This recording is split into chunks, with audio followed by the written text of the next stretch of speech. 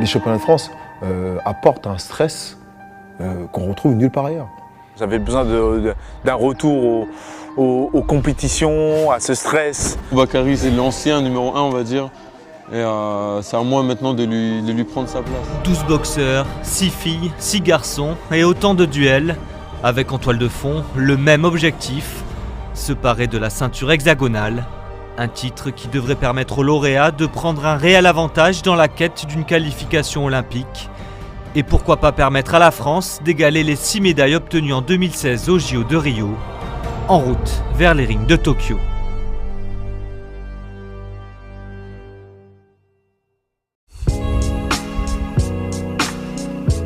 Et c'est une terre de labeur, une région marquée par son passé minier, une contrée associée aux aptitudes de Gaëtan Ntamboué, boxeur travailleur, arrivé sur le tard au plus haut niveau national.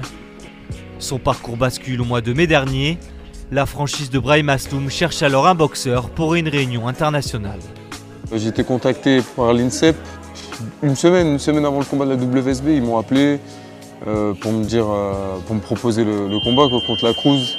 Et moi j'ai pris l'opportunité tout de suite d'y aller.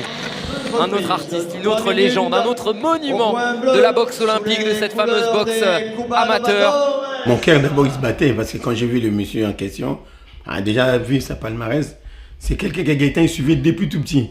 Il regardait ses combats et ses vidéos. Et les jours là j'étais pas bien, mais quand j'ai vu le combat démarrer, alors comment mon fils il combattait, donc du coup j'ai dit vraiment c'est un combattant, c'est un beau combat. Pour la droite, c'est pas mal, c'est bien. Pas mal du tout, Gaëtan Ntamboué, voilà. Il est en train véritablement de faire un bon combat face au meilleur boxeur du monde. Il emballe cette rencontre et c'est tout à son honneur. Un affrontement en guise de déclic. Gaëtan Ntamboué intègre les stages nationaux après ce combat. Il change de club en septembre, quitte Liévin pour signer à Hénin-Beaumont, la meilleure structure de la région.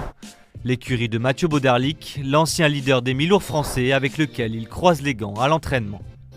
Moi je l'ai vu avec Mathieu, qui résistait beaucoup plus, il y a des bons échanges entre eux. Et j'ai vu qu'il a passé un cap, parce qu'il s'est dit, il tenait le choc, et puis avec l'expérience, il a pris de l'assurance, on va dire. De toute façon la boxe c'est ça.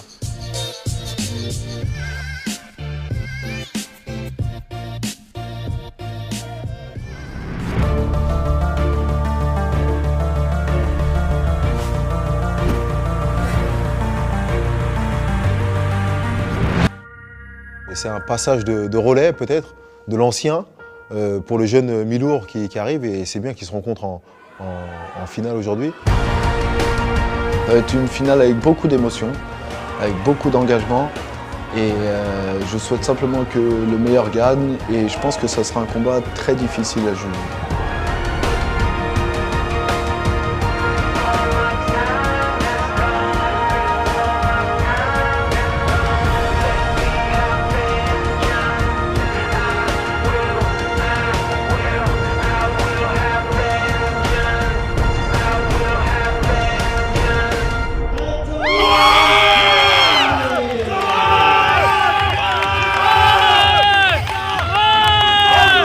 Je suis en équipe de France depuis le mois d'août et j'ai fait plusieurs médailles aux tournois internationaux, mais il me fallait cette ceinture pour prouver que je suis le numéro 1.